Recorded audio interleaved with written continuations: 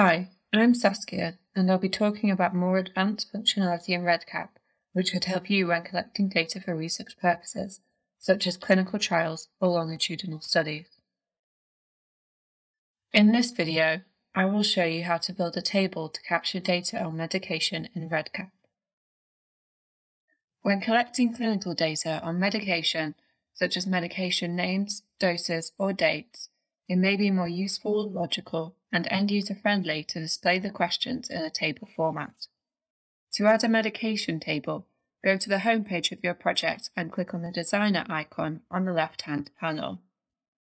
Select the instrument you wish to edit. Note that if your project is live, you will first have to enter draft mode.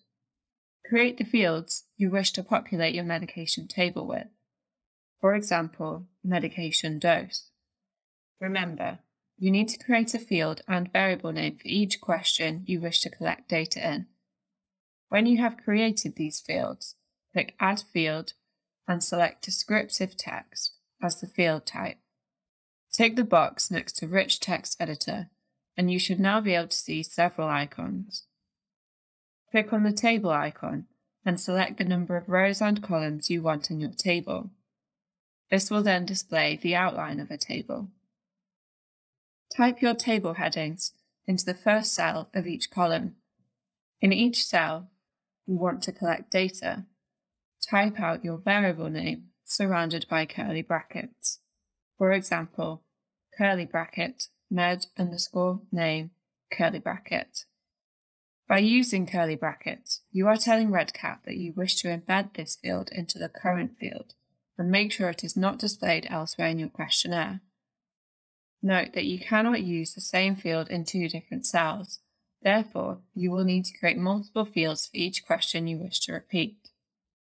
For example, I want to collect data on patients who receive multiple medications, but each table row should collect data on only one medication.